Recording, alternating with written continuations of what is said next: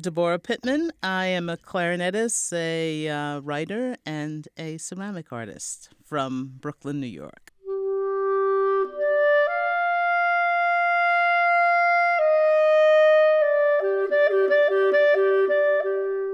I was in a special accelerated math science program. So I had to go to a special school outside my neighborhood, and I get there. It's like, oh, nobody looks like me.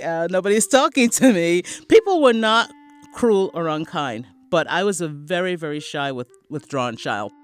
I was starting to turn more and more inward. The principal actually used the term failure to thrive.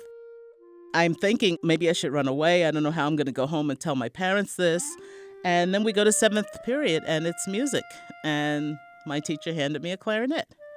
And so by the time I got home, I didn't really care about that accelerated class. I didn't care about math and science. Literally, it was that fast. I knew 5 notes, and I thought, this is going to be my life.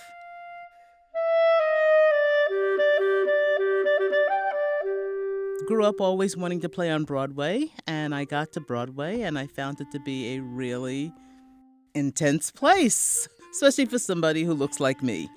I was playing in a revival of Oklahoma, and I was playing with some gentlemen, and I use that term very loosely, who I'd played with many times, who never seemed to find me to be a threat.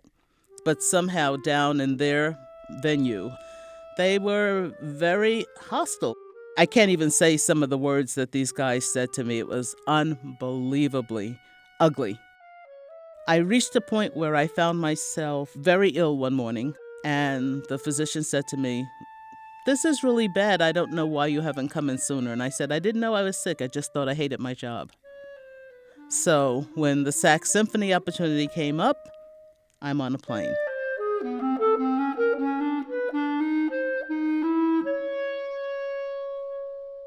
When I left Sax Symphony, I was very interested in exploring other modalities with my clarinet. And so I started to write pieces for the stage that included classical instruments. And the first piece that I created was a piece called Peter in the Hood. And the wolf was like this really hip guy named Leon Lobos. And that piece went on tour in local schools. So that's how I kind of branched into writing and creating these larger-than-life pieces. My latest exciting project, a series of animations on stories that my dad told me. When I was an adult, we used to talk every Sunday, and my dad really hated that I played the clarinet. More importantly, he hated that I played that kind of music, okay? I couldn't watch the Leonard Bernstein concerts on PBS. And I'd say, why? And he'd say, that has nothing to do with us. That being said, my dad supported me every step of the way. As long as I stayed in school, as long as I got degree after degree, he was there.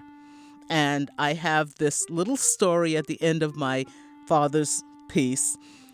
It's called Earl Takes a Solo Bow, and he came up on stage to give me flowers at the end of a concerto that I played. And then when I went off and the stage manager directed us back on quickly, I turned around and there's my dad following me back out onto the stage, and he bowed with me.